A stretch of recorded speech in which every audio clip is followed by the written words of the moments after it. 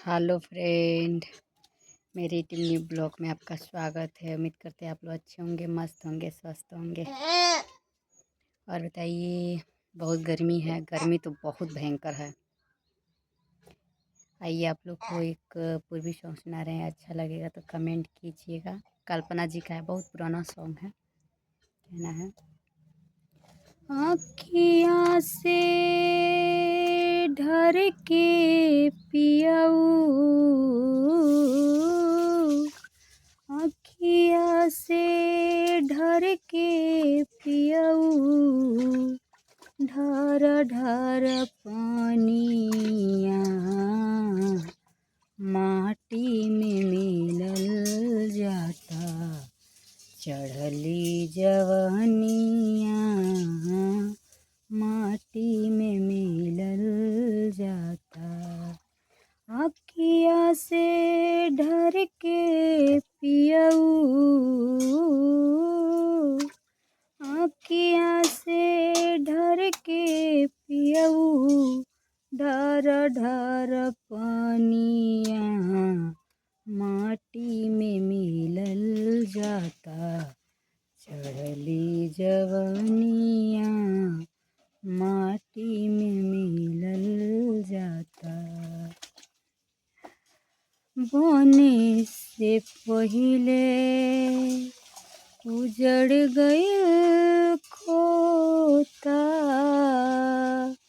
अरे बने से पहिले, बने से पहिले, बने से पहिले हो रामा, उजड़ गइल खोता। एहो परदेसी अब बर्दाश्त नाही होला, बर्दाश्त नाही होला।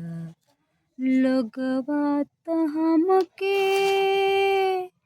मारे लताना, यही से रोहिले हम छिटके अलोका, छिटके अनोखा। अबही अधूरा बाटे, अबही अधूरा बाटे, प्यार के कहानिया माटी में मिलल जाता, चढ़ली जवनिया माटी में मिलल जाता।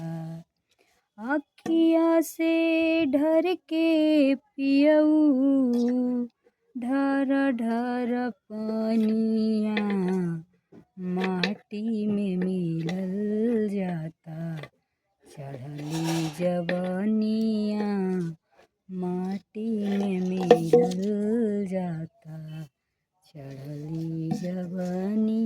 अच्छा लगेगा तो कमेंट कीजिएगा, सब्सक्राइब कीजिएगा। प्रयास किए एक छोटा सा कोशिश।